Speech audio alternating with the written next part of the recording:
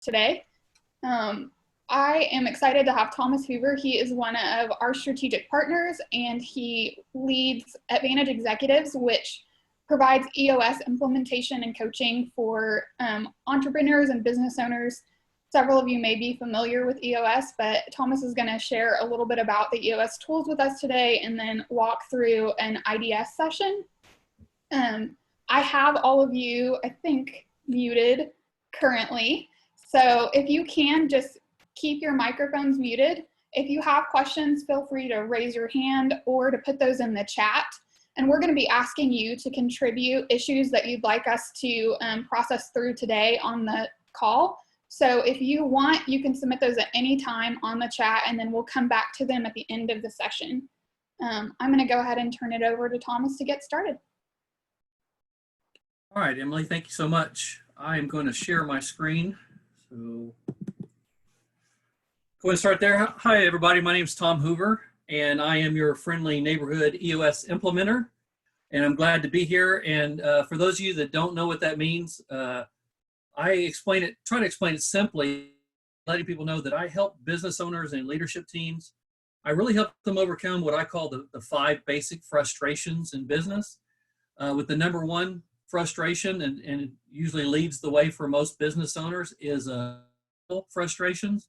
Whether you have the wrong people or the wrong people in the wrong seats, or you have it's hard to keep the right people in your organization. That's a big frustration for business owners. The second frustration that I see is the feeling of a lack of control. Business owners that kind of feel like the company owns them more than they own the business. It's flipped on them, and it's not ever a good feeling.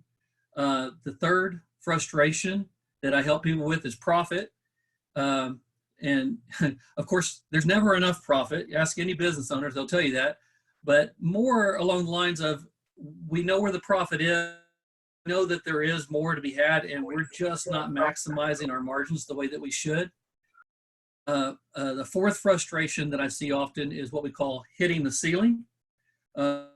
Just hit certain obstacles or growth level, and they just can't seem to break through that ceiling to get to the next level.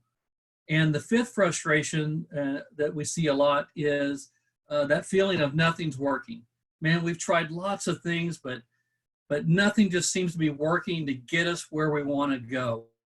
And most business owners that I talk to are frustrated by one or more of those things. And that's what I help business owners work their way through. That's me, and that's what I do. I also want to start with a little disclaimer that I can be a little bit blunt at times. So if I say something that comes off as blunt or even rude, please extend me some grace, because I didn't mean it. I'll go ahead and tell you right up front, I didn't mean it. It's just sometimes I want to get to the end of the solve or getting to the next issue so quickly that sometimes I just steam some things. So if you'll extend me that grace, I'd appreciate it. And also, I want to be about some of the current circumstances that we are in. So, if I come off as flip current, virus, the health scare that we're working through right now, I certainly don't want to be that guy. And also, some of the economic hardships that we're seeing ourselves going through. Some of us have lost jobs. A lot of us have lost, quite a bit of income. Maybe we've even had to lay off or terminate employment of people that we truly care about. And so when we start talking about the business side of this, please, please, please don't take any of that to mean that, we don't care about what's happening to people, because I certainly do. And if you'll extend me that grace, I'll do the same to you, because sometimes it's hard to have these discussions sounding like we're taking advantage of a bad situation. And we just don't want to do that. So if you'll extend me that grace, same for you. So I want to start with one thing that makes sense to me, is that, entrepreneurs and can be kind of a crazy bunch of people. And it's not necessarily a bad thing, because, you have to be a little bit to risk a lot of the things that we risk our own businesses, so that we can be in control of our own, worlds and our own outcomes. And and then you get into a time like this, the coronavirus, season, and the beatings that some of us are taking, and yet we're still in business, and we're going to be in business tomorrow and next year. This is not going to stop us, and people call us crazy. And I like it back to, Lewis Carroll in Alice in Wonderland had a quote where Alice was talking to her dad and saying, "I think I'm going mad. I think I'm crazy. Do you think I'm crazy?" And her dad just very simply said to her, "Oh yeah, you're mad. You're bonker. You're completely out of your head. But I'll tell you a secret. All the best people are." Guys, we're the best people because we're a little bit crazy. We're a little bit out of our head. And this isn't going to stop us from doing what we do. So let me start by saying, I want to invite everybody to use the Q&A button on the bottom Zoom bar on your screen.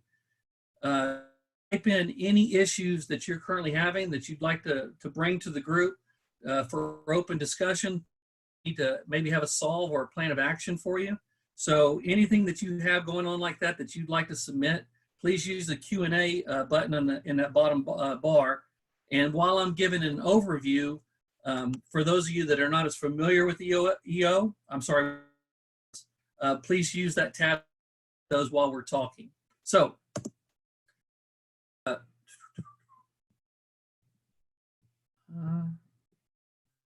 hard time advancing my screen.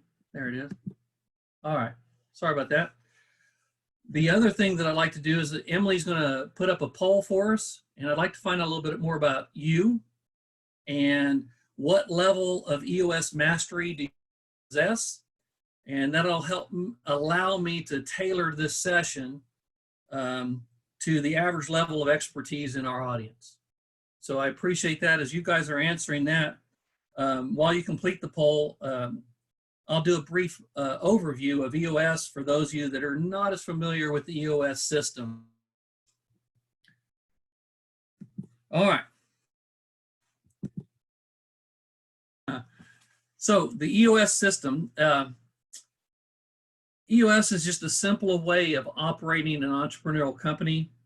So when a leadership team embarks on a journey to implement EOS, it's a journey to strengthen what we call the 6 key components of your business. So I'll just walk through these 6 key components at a very high level just to bring us all up to speed.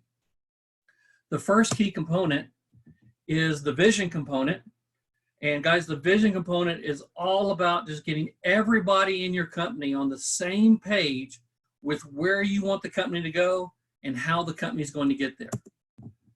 The second key component is the people component, and this is all about attracting great people as uniquely defined by your organization to your company and retaining those folks on your journey to achieve your vision.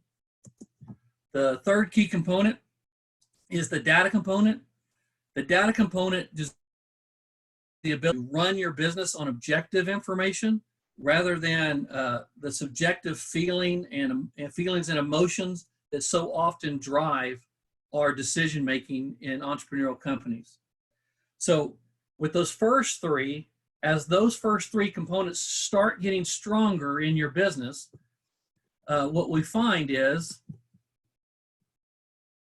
and I've lost my button again, excuse me. What we find is that your company becomes very transparent, and a lot of issues start to show up in your company. The more that the issues get smoked out, these are not just problems and challenges, by the way, but they're also opportunities and new ideas. So anything that you and your leadership team just might want to contend with and resolve, and that's your issues component. So the next key component is your process component, and that's the ability to get the most important things in your business done the right and best way every single time. And which leads us to the 6th key component, which is the traction component. And that's really about instilling discipline and accountability in your organization. You can bring your vision down to the ground level and execute on it day in and day out. So those are the key components of your business and in every business. And the journey to implement EOS in your company is about strengthening those components. That is what I do. So what we're going to discuss today is that one component that we talked about briefly, and a part of that is the issues component. And when we talk about the issues component, we're talking about building the ability of the leadership team and ultimately every team in your organization to recognize their issues as they arise and then set those issues up, knock them down, and make them go away forever. So you're constantly moving the organization forward and solving new issues and achieving your vision. And that's the goal of the issues component. So when we teach the issues component, we teach two tools and disciplines. And the first tool and discipline is the issues list. You know, it's a list, but it's also changing the culture of your organization to where everyone in the company feels perfectly comfortable raising their hand and throwing out any problems or issues that they're facing, and knowing that those problems will end up on a list somewhere to be discussed and solved. The second discipline is what we call the issue solving track. And we teach this a discipline at the root of the issue, and we call that IDS. IDS stands for, the I stands for identify, and that's when we get to the real root of the issue. We identify the actual root of the issue that we want to discuss, and that's where D comes in, and that's the discuss. So this is where we discuss it thoroughly, but briefly, without politicking. And when we get to this, when the discussion gets to a place where it's redundant or it's unproductive, then we move forward. And guys, this is one of the things I always like to point out, is that a lot of organizations are very good at identifying and then discussing. As a matter of fact, they'll discuss the heck out of issues, but they don't always get to the next step, which is the solve. And this is something that we stress in EOS, is we always want to get to the solve. You know, the issue we want to solve by agreeing on a solution or a plan of attack to get to the solution. And we want to get to a plan of attack or a solution that makes that issue go away forever. We don't ever want it to come back. The next time we deal with issues, we want to deal with brand new issues, because they're always going to come. So we always wanted to process them, set them up, knock them down, make them go away forever. That's us, and that's the tool that we're going to use today. A word of caution to my expert EOS users, people that are already using EOS and are very, very familiar with it. We will not be prioritizing the issues list at the level of importance because we're in an open online and this is a live call. We will just take the issues as we get them, and then we'll just work our way through them one by one until we get to the end. And also, for those of you that don't know, as smart as you might think I am, I don't have all the answers. So this webinar is dynamic and interactive. As we dive into these issues, use that hand raise icon on the bottom Zoom bar and raise your hand at any time that you have some input. If you have a question or if you have some input, and because so we'll need to have a conversation to ensure that some of these issues are solved. And we can do that by using the hand raising button, and Emily will unmute you, or you need to unmute yourself, and we can just ask you to unmute your recognized. But that way we can have maximum input until the person that has posed the issue says, hey, I'm good, I'm solved, I know what I need to do, let's move on. And that's how it's going to work today. So hopefully all that makes great sense, and let's get to it. It's IDS. Emily, first contestant on the issue solving track. Okay. Give me just 1 second as we transition.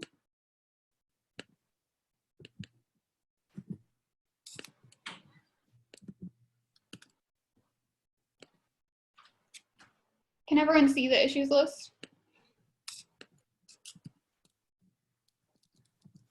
I can. Awesome. So the first issue is, who do we lay off when we're forced to reduce our team? What I tell people, if you're not familiar with EOS, we have what we call an accountability chart, and it's not the same a organizational chart. It's a flow chart of the responses that go in different positions and what needs to be accomplished with where the company's at and where the company's going. And one thing that I teach my clients, and I have been, is when we start looking at, who do we need to lay off, who do we need to let go, how do we scale down, so to speak, as we're going through this current process that we're in. And we call it the reverse accountability chart. And so we need to work our way backwards. The accountability chart is always about, we need in the company today, and where we're going in the next 6 to 12 months, you start adding to it. Well, if we flip that upside down and we go reverse accountability chart, and I'm sorry, not flip it upside down, but just reverse it, then we're going to be scaling down and say, okay, we don't have the same requirements as we did, a month ago, and we might not for another 3 to 6 months until we can get back to where we were. So what do we need to do, and who needs to stay? Because we have a team of, let's say 50, but right now and where we're starting at next week when we reopen, I might only have 20 people or enough work for 20 people. So we need to scale that down. When we say, who do we lay off? You need to look at what needs to be done in your company and then start making those decisions based on objective data. So, there are a lot of people that say, I think Emily and I were just talking about this earlier, is that, when a company grows to a certain size, you might need an assistant. So, if we say, well, I need to make sure whenever I get to $1 million in revenue, that's whenever I know I'm going to need an assistant. Well, now I'm less than $1. You might say, well, I no longer need an assistant. I'm going to have to go back to the days when I did a lot of those other things myself. Hadn't released that vine yet. And that might be the case and maybe what you're going through. If anybody has anything to add to this, like I said, please raise your hand, because these are the things that a lot of people with right now. So, if you only have, if you're a service company and you're used to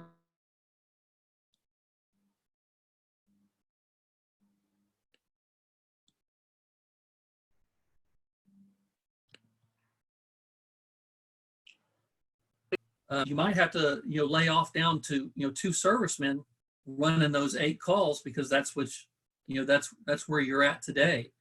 And that doesn't mean that, some of these guys can't be brought back in another week or another month or 2 months, but you have to go with today and lay off according to where your company is at. Something you got to remember, guys, is we must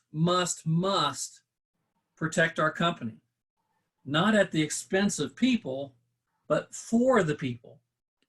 If our companies aren't around, then everybody loses their job and no one has a chance to come back at any point.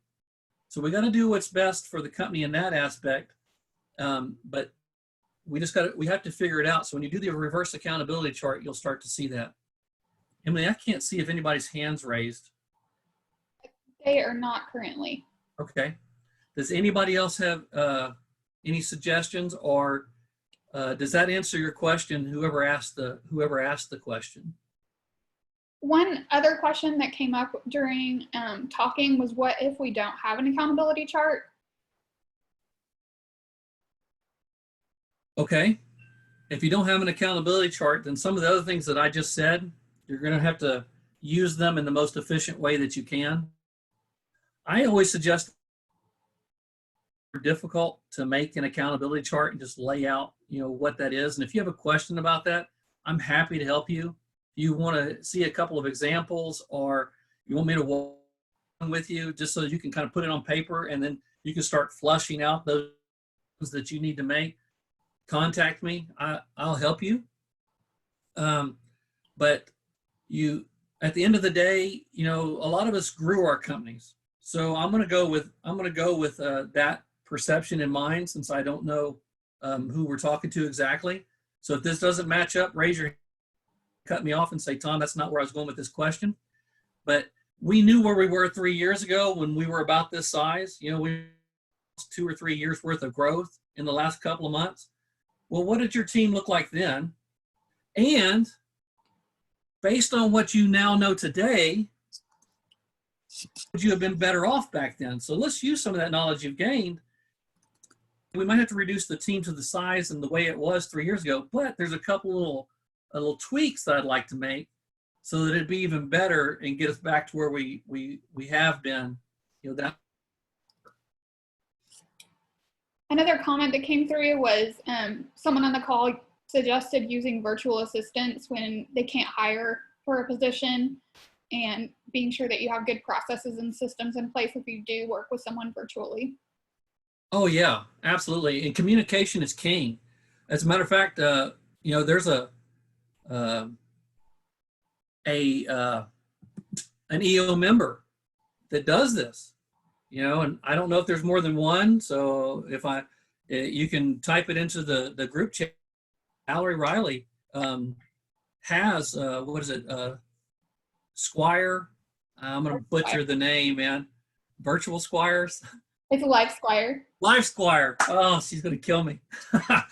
But she has that, and they seem to do just excellent work. I've only heard good things about what they do and how they do it, but there are people like that out there that do virtual assistants, and the key to that is always communication. Make sure that your assistant knows exactly what you want. You know, which emails need to come to me and get my attention immediately. Which ones need to be flagged, which calls I need to know about, you know, right this second, which ones they can wait till, you know, after this meeting. You know, I don't any alerts coming during this meeting for me. Nothing is more important than me being on this meeting. And I figure that if it's something so important that they need my immediate attention, they'll be hitting my family and they'll come running in here and pull me out, and I'll yell fire, and Emily will solve all your problems. But, you know, minus short of a fire, you know, but I let people know what I'm doing and how it works.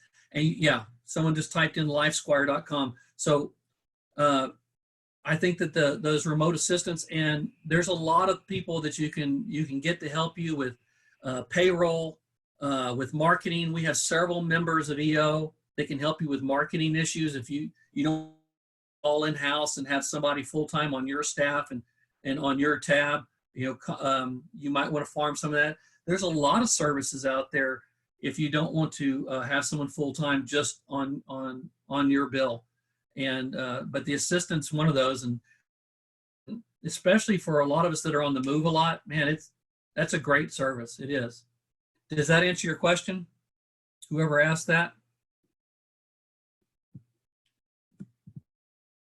If you don't raise your hand and you don't say, no, I'm not solved, we get to move on.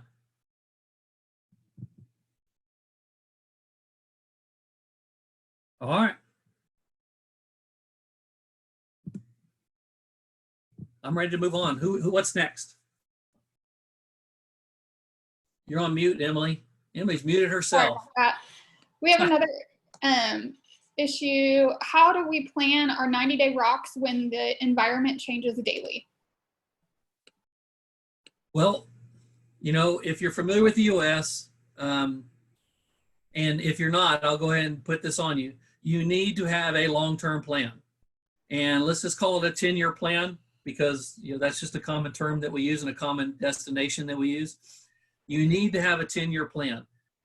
Even through this, your 10-year plan probably shouldn't change. And I'll tell you why. Because when we're planning and we're doing a good job planning, we have to understand that throughout the last, you know, 20, 25 years, I've seen a couple of studies recently where they say, you know what, every 10 years, you can pretty much guarantee You're going to have 2 really great years, 6 good years, and there's going to be 2 years that are either bad or awful. Kind of like what we're going through right now. This could be a low year for us. I don't necessarily accept that, but this could be, because it's starting off that way for certain. So when we have that 10-year plan and we go back down to what's our 3-year picture and our 1-year goals, this is where we're still basing our 90-day rocks on. So as in some of this could change, because your rocks could change. Your rocks for your first quarter and your second quarter, if you're going by calendar quarters, drastically because we haven't been working, or some of us haven't been working, or we've been affected greatly, either up or down. I have clients that have just gone through the roof during this time, and of course we have several that are not doing as well. So the rocks can change because you might not be able to finish them, and that's okay, because you have to have they need to stay on your list so that they are constantly being updated, and they could change. Rocks change all the time. Priorities change all the time. These are living, breathing documents. So if we're working toward a goal, let's just say it's a sales goal, your 90-day rock is to increase your sales by 5% going through this quarter. Maybe they've decreased, instead of increased, but we still want to have that as our goal to increase our sales. We just may need to adjust what that actual goal is.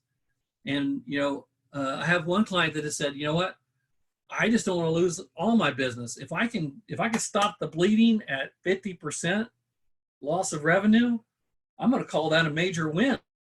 So guess what? Our goal changed, and that's okay, because when we come out the other side of this, our plan is not only did we stop the bleeding as much as we could, now the scar tissue is taking hold, and now we're going to build on it. And the growth is going to be even more explosive because we're starting at a lower level. We're going to gain back the market share that we had, but then we're also going to get more than that, because we're going to use it as a springboard to get where we want to go. And they planned ahead for time as this, so they're in a pretty good spot to do that. But they were still, suffering a major revenue loss just because of the atmosphere. There was no way around it. So your 90-day rocks can change, even though the environment changes daily. You just keep working them, and if they have to be adjusted when you have your next leadership team meeting, adjust them. But you never put them away, because the 10-year plan is, and the 3-year picture is still the same. We're still working toward that long-term goal. We want to make sure we keep our rocks in place, even if they have to be delayed or changed, for what the environment is, this month and this quarter. And I think we're a lot of that, not just this last quarter, but even the next quarter or two. We're going to do a lot of changes, either negative, what we consider negative, or positive. There's going to be lots of changes. So rocks with the information you have today, and if that changes, then they might have to change. That's how you do it. Awesome. Well, it looks like the next issue is, how do we keep motivated when sales aren't closing? Well, I think that we need to find, while being realistic, I think we just need to find, the silver linings that we have in some of the things that we do. I was just talking about that, the gentleman that is trying just to decrease his loss of revenue. We're not getting they're not getting a whole lot of new sales. So how do we stay motivated? Man, by stopping the bleeding as much as we can. If we can stop it at 50% decrease in revenue, we're going to consider that a win. I mean, how often do business owners say this? But, in this time, there's so many people closing their doors permanently, 50% loss of revenue, and being able to stay open and make payroll is a major win. And sometimes, the wins look different, but this is how we stay motivated. And, I know that salespeople, boy, they love the win. They kind of like, to feel like they've got to the end of they're going to start another race. Sometimes some of these races are no longer sprints, but now they're marathons. where you feel like you're just running and running and running and running and running, and the end will never come. And then eventually you do get a sale, but it happens. And I also motivate people to think about something else. I was reading a little essay or blurb from Dan Sullivan. He's the strategic coach. And one of the things, you can't concentrate on your losses. You need to look at your opportunities. So if you're not closing a sale today, are you laying the framework, the groundwork, the foundation to close that sale tomorrow? Because I do most of my meetings in person, this has been totally disruptive for what I do in my business. I can do virtual meetings like this one, but it's so much better for me and for my clients whenever we are able to meet in person and put everybody in the same room and really hammer out, issues and processes and plans for the future. So this has been, a real step back or a stalemate for me, so to speak. But then I get to do things. I mean, here we go. I'm with a whole lot of other business owners, people that are like-minded, and through the other webinars that EO Oklahoma Oklahoma City has hosted, and through the happy hours, and we didn't get to do that before. And I've got to meet more people that don't normally come out to some of these events, but they're willing to get on the video, and so it's been kind of cool. I'm taking that as my motivation. Now I know some of these people that I didn't know before. So how you stay motivated, for me, that's it. It's about finding the wins that you can find until you can get back into the race you really want to be in. And once again, if these are your questions and you're not raising your hand, when I of ranting, I'm going to consider them solved and ask Emily to move to the next ones. I've gotten a couple comments coming through about Okay. Practicing meditation and gratitude, praying, ways to kind of keep focused and motivation. Do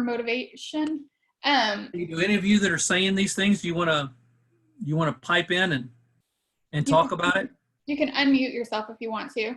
I'll also just add a resource that we actually had this speaker come to EO OKC a couple years ago, and he has a lot of meditation and kind of focused mental health resources on his website. So I'll put his web address in the chat.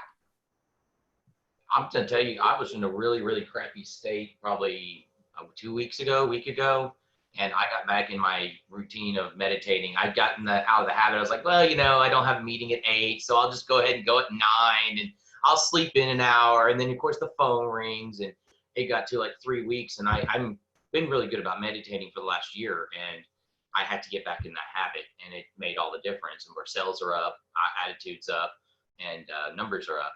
And it's amazing, just that meditation. I put a Tony Robbins meditation that I do pretty much every morning, and it's just about being grateful and remembering the good stuff that has happened, and then remembering the crap remember that crap that you thought you would never get over 2 years ago or 3 years ago or whatever that was, and that was going to be the end of your business. I remember how I got back over that, and then I'm like, okay, this too shall pass. So that's been my sort of meditation that I've been doing, and it's been very powerful for me. I'm not gonna lie, I was in a really crappy mood there for a while, and so. Well, every time I look at my revenue sheet, I'm in a pretty bad mood myself, Andrew. Thank you for sharing. And like I said, whenever I talked about, one of the frustrations is profit, it's never enough. I mean, we always want more profit because it's not about the money for a lot of us. It's just how we judge our, the bottom line is a lot of times where businesses get judged, and that's just the way that it is. But I do like that because, prayer, meditation, anytime you have a chance to even have, I encourage my business owners to take a full day and just sit down, and there's certain things that we do, and just like what Andrew said, some of it's just meditation. Close your eyes for 2 minutes and think about this one thing, and just start, and then you start just listing everything out on paper. And we can do that to Andrew's point. we can do that with gratitude. Spend 2 minutes just, what am I thankful for? And, perhaps what Andrew was talking about, 2 years ago, this could have absolutely destroyed our business. And, today it just really sucks. But we're still in business, and I've still got my employees, or some of them, or most of them, or, through the PPP plan, I actually got a deposit, and I'm able to make payroll. And Oklahoma's opening next week, so I might be able to bring them back, make payroll until I bring them back to make a little bit of money so I can pay them again. And we might be living, check to check in that, so to speak. But, that's not where we want to be. But man, we could be grateful. It's amazing what you can find to be grateful for if you're looking for it. So thank you, Andrew. Yeah, that's a great point. If you're always looking to meditate and to pray, take some self-time, and realize, all the good things that are happening and what you're grateful for. That's a great way to stay motivated. Sure is. Anybody else?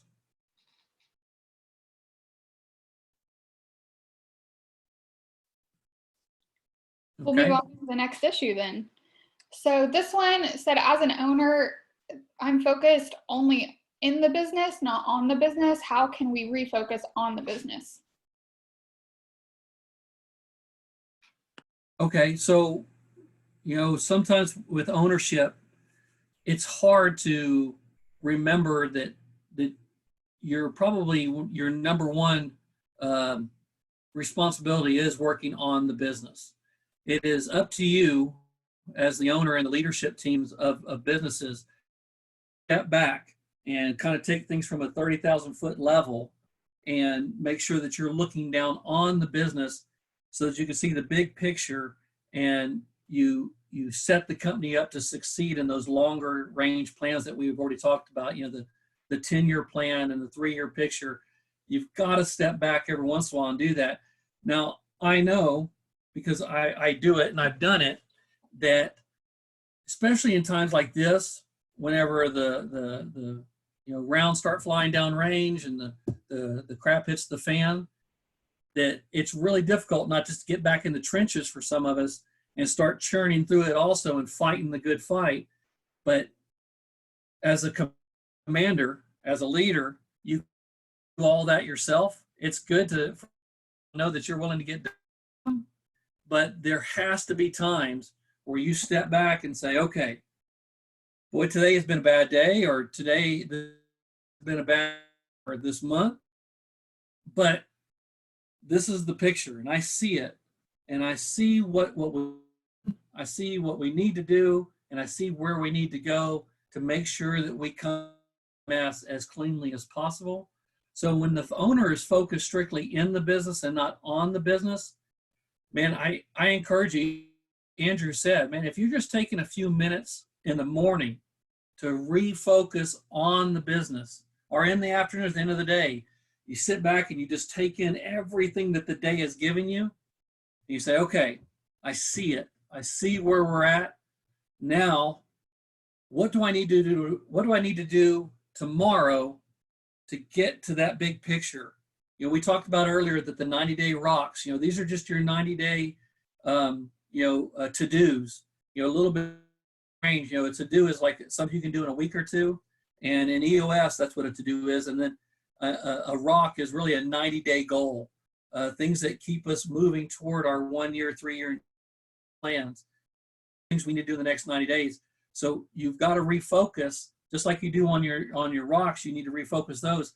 Sometimes you need to refocus every once in a while. You get your head out of the weeds and refocus on what is my longer term goals, and based on where I'm at today, how do I keep moving my business toward my vision?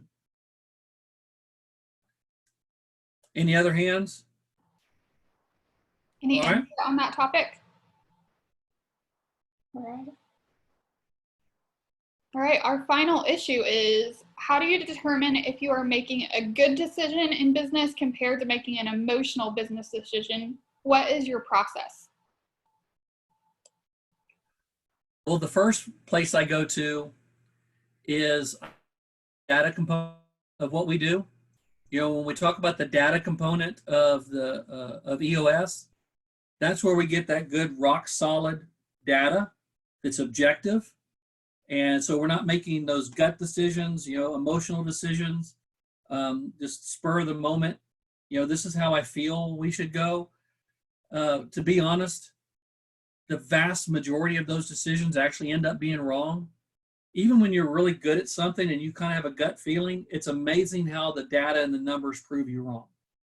So whenever you want to know if you're making a good business decision compared to making an emotional business decision, I always go to the numbers first. But one of the other things that I always encourage people to do is to ask other people that you know and that you trust. You know, if you have a leadership team in your company, especially if you have, you know, 3, 4 to 7, you know, that are the actual high level leadership team or the leadership team area you're at. And since I'm talking to the entrepreneurs, the EO, I think most of us are the actual owners or co-owners of our businesses. You get that leadership team together and you start asking them questions and then see the information that they give, because if you put 4 to 7 people in a room, you will have different perspectives. And more often than not, the answer in that room, you might be surprised where the answer comes from. If you have good data and you know what the numbers say, and then you have good people around you and you hear what they say and you can take that into account, quickly find out if you're making a good decision. You know, people that deal with me know that, you know, I gave my disclaimer at the beginning that I can be very blunt. And I've had people come to me and say, thinking about doing this, what do you think? And I just, you know, I've been known to say, that is not a kind thing to say. And I would only say that to people that I knew really well. And I think that one of the guys that's heard this phone call right now, so leave him because I can be brutal in the, you know, now we've known each other time and I love this guy like a brother. So we could say things like that. Trust me, he said worse to me. So if he comes on here, don't listen to all the negative things he says. They might be true, but we don't want to listen to them. But the idea is that, you know, whenever we're making bad decisions, if you have someone in your life that's willing to say that to you, sometimes that's a good way to give yourself pause. And I'm not talking about people that don't like you, because they'll always say negative things to you, but it's someone that you know and you love and you trust. And so if you get a leadership team that are open and honest and not a wrath, you know, that's why you got to be able to be transparent with these people, and you're using good data, man, the good decision is in there. It's always in there. You know, whether we make the right decision or not, you know, sometimes it can come down to a 50-50. These both seem like good decisions. Well, at that point, you get to be the business owner and make the choice. Sure enough. Anybody else have anything to add to that? Come on, this group of people, man, we make decisions all day, every day. We don't have anything like. I have a question about that. Hey, question. Hey, how are you? Thanks for doing this, by the way. Oh man, I'm glad to be here. I'm glad to see you yesterday. I'm glad you're here today. Thank you. The issue that I have in my business is I am basically 100% commission sales. I go kill what I eat, and I have to do it over and over and over again. And I mean, the residuals after doing this 25 years are relationships with people, things of that nature. But what I'm saying in that question is, and I have to be careful about my ego too, but like say I have a deal and I'm supposed to make 12 grand on it, and I'm dealing with, all affectionately, since I'm already on the call him a knucklehead real estate agent. And I didn't do anything wrong. I've done everything right? But it comes down to, I'm throwing in a couple $1,000 of my hard-earned commission just to make that deal work. And so in my world, especially in our economy right now, it's like, do I want to make $10,000 or no $1,000? But I'll track forward about the data and look at a year. And last year, I probably gave away in excess of 100 grand in commissions just to make shit happen, right? And so in my world right now, we've been closing about $2 million worth of real estate a month. So our business is really strong compared to most realtors, and I'm thankful for that. But as we get further into this market, the decision I have to make is, man, does it make sense to always be doing this just to, I call it dancing to make things happen? Or do I need to rethink my thought process and go, I'm only looking for people that are, willing to pay me, willing to do this, et cetera. And frankly, that changes. But I think sometimes I may be hold some resentments, frankly, about the money that I've given away on a deal to make something work. Does that make sense? Yeah, yeah. I've been in sales and direct sales and commission sales, and so I think I understand that. So, I mean, your question is, should you keep doing it? I think it's more about, I know at the end of the day, I mean, if you told somebody you make 10 grand or no grand or whatever, makes sense. I think mentally coming up with the process to be done with it and to go on to another process per se, because I believe, we know the law of attraction, law of sowing and reaping, things of that nature. So I just don't know if that makes sense or doesn't in relation to things. I mean, from a cash flow perspective, it does, because I want to keep my cash flow going and pay the people that work with me and stuff like that. But I struggle with that a lot of times. Mentally is what I'm saying. I can't tell you what to do for you. I can only offer my experience and what I've seen. But I always, as an integrator, and the term that we use, integrator, and that's what I am at my heart. I know a lot of you guys are visionary business owners, and you have that different side of the leadership profile. But as an integrator, I always went to, what is it worth for me to do it, or what is it worth for my company to do it? At what point do I just say, nah, no, thank you? And I always had a bottom line, and it's the same thing that I've been encouraging my clients, now to do. If some of their clients can't pay their bill, and you usually do a 30-day net 30, what are you willing to do? Decide that now, so that when these people ask you for mercy, and not trying to figure it out as you go. And so I encourage the same thing for you, Darren. Is, what's it worth to you? Because I'm with you. I've been in direct sales when I've been at a house, and I've been there for 2 or 3 hours already, and I'm not getting the sale. But then there's something that they want, like $100 commission for me, and Right. 3 hours. But I've already spent my 3, so I might as well pick up that $100 bill while I'm here. Right. And it only took me 15 minutes to do whatever paperwork to get my little $100 commission and move on. And so I present the same thing to you, is that you should probably have a bottom line. What's your time worth?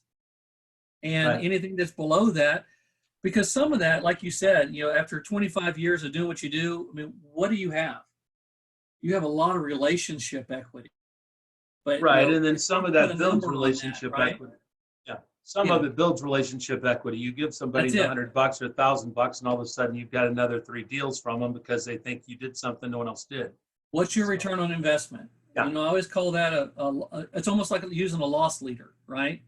I'll give you $1,000 today, but I'm going to get 3 more $10,000 deals, even though they're not 12, but I'll get 3 more $10,000 deals that kind of just fall in my lap. And if that's the way it works, and of course, I'm sure these guys too, they're just going to take, and they're just going to, crap all over you and never get anything. Those are the guys that I end up cutting off. And they would shit all over you. Crap is not the operative term. Well, yeah, but as you get to know me, crap is the worst word that I use anymore. So, and this is a happy hour. This is my strongest drink. I drink it in the morning, so I can start drinking before 12 or before 5. I'm sorry, before 5. So, because coffee's the last vice I have left. But anyway, I always encourage people, start setting your boundaries. And, Darren, you've been doing this for long and successful. Your standards are bound to have changed, because I bet you 25 years ago, you would have taken all kinds of junk, crap, and all the adjectives you want to use in order just to get a deal. Because I know I used to. Look, Andrew's laughing. He's like, yeah. Oh, no. Yeah. I would have done all kinds of things for my first, anything. Great deal on a double wide and bug tussle. There you go. I drove to the panhandle of Oklahoma, and I had to stay overnight for one wheelchair sale when I was in medical equipment. But I just started and I didn't have any income. I mean, Sure. that was income, and it was actually positive, net income, even doing all that. But, 6 months in, we had grown so much I wouldn't do it again. They wanted me to keep going out there to sell to people. And I was like, man, I can't do it because I had too much business here. I would have had to ignore business. So I had to change my standards is what I'm saying. And really, I mean, you're at the same place. So if you're used to making 12 and now you have to make 10, is that still a good deal for you? I mean, from what you said, you say, man, if it's a good deal, if it goes down to 6, is it worth your time? Right. Well, if you don't have anything else going on and you have to produce some cash, maybe it is. But if you have 5 other deals on the table and they're keeping you full, why would you take away from one of those deals to work on a deal that's half price? And That's good. That's you have to make at the end. But I always set parameters. I have parameters now, for what I do, and this is what I'm doing. I'm pretty transparent about it. When people ask me, hey, if I don't pay you this week, can I pay you next week? Because, some things are happening and I'm in a cash flow crunch. Okay. There, I just told everybody, hey, don't record this, Emily. I don't want everybody to know that I'm willing to put off my billing. And I'm just easy about it. I'm a big pushover. But, at the end of the day, I want my clients to succeed so badly that this is what I'm willing to do to make sure they are successful. Now, at a certain point, I'm with Darren. I mean, I don't want to be stepped on for it, but there we are. So, Darren, does that kind of answer your question? Yeah, it does. It's just, I've gone through that mental thought process, but I have all these great business leaders and my big thing is I've had a lot of real estate exposure. Most realtors, frankly, are not great business people, but how does a normal business person address that same thought process? So thank you. Anybody else want to add to that? Yeah, Andrew? I'd like to add to that. Yeah, I'm Mark. I'm actually Andrew's partner. He invited me on this. I was going to say, wait a minute, you're not Andrew because Andrew's right above you, man, and he's wearing headphones. I'm sorry. I don't know if I'm breaking the law or not here, but so I think, Darren, this kind of piggybacks on that last question of outsourcing and stuff. Andrew's helped me out a lot with, do you want 100% of $100 or do you want 1% of $1 million? It goes back to that. And the more stuff that we can outsource, that frees ourselves up so that we can go build other systems or increase our marketing or look into this or do that while you got other boots on the ground doing stuff, creating the income and the cash flow. At least that's what I've seen in our business. Good. Thank you. Yeah, that's great.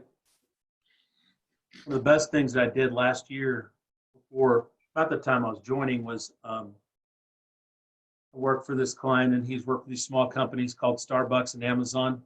So one day he was talking to me, he said, you just seem pissed all the time. And I was like, what do you mean? He goes, not mad at me, just mad at just all the stuff you're dealing with. He goes, I think you're dealing with too much stuff. So my deal's a little different. I mean, I've got people, I'm paying them salary off of what I bring in commission. It's, a lot of realtors don't do that. So I had added a lady, significant, a lot of talent and ability. And I think that's another thing, Thomas, that I'm learning is because people have lost their JOBs, there's a lot of people out there that are highly talented. They're going to want a job, right? And you can pick those people up and use in your company. And I hired a lady and, our business in the first quarter of this year doubled from the first quarter of last year, just by freeing up that bandwidth for me not to be dealing with everything and kind of focusing, on what was going on. And that's absolutely the case. So I appreciate that. That makes sense. Yeah, and I'll tack on to that. I think we're running out of time and Emily's going to cut us off, but they talk about releasing the vine.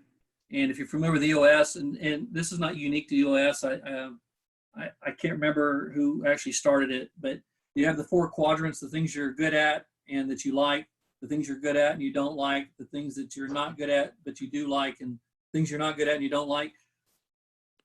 The difficult thing is for a lot of people, they want to release things that they're actually good at or that they like, but they don't want to release the things that are what they consider the crappy part of their job. And really, I always encourage, man, release that stuff that. So Darren, I mean, that's perfect, because whenever I started doing those things, that's how I created so much revenue. I was able, my company just flourished because I got to where I only did the things that Right. I wanted to do and I was very good at. I had very few jobs or things, requirements that I had to do that I didn't like. People that know me, that I terminate. I was always the guy that fired people. And I was good at it, but I never liked it. But in the positions that I was in, it was always one of those things where you need to be the guy to do that. And I took that as part of it. So there are some things that you're good at that you don't like, but it's those things that you're not good at and you don't like. You need to start releasing those first so you can free up your bandwidth to do other things great. There'll always be a couple things in everybody's job description they don't like, but as long as it's not your priorities, then you're in pretty good shape. So yeah, that's a good point, Darren. Emily, do you have something to add so you can end us up? So I think we've got 3 minutes. So first, I just want to say, if you want more help with anything related to EOS or IDS, this is Thomas's company's website. So I encourage you to visit advantageexecutives.com. He has tools and resources there and ways that you can connect with him. So I would ask you to go ahead and jot that down if you're interested in EOS. And then I am going to do a And if any of you guys want my phone number too, you can just call me with any questions also. You can submit them online or you can just call me. And I'm perfectly happy with answering questions and talking to people, talking them through things, just like what we just did. Awesome. I'm perfectly happy doing that. I'm sorry. What's your phone number? Can you add it in the chat? Yes, I'll write it in the chat. Thank Awesome. you. And then That's why Emily's here. If you have been on the call today, we'd love your feedback just to know how valuable this meeting was. So if you can go ahead and complete the poll with 10 being the best, that would be awesome. And while I have your attention, I want to invite you next Wednesday at 4 p.m. will be our third, Unparalleled Leadership in Unusual Times session. It's going to be focused just on sales and marketing. So you can find information about that and register at eokc.org/unparalleled. And we like most of the presenters on there also. Yes. Some of them are good people. Yeah. And just want to say thank you so much for joining us. This recording will be available so you can go back through it if there are things that you wanted to rewatch or share it with others in your network. That at the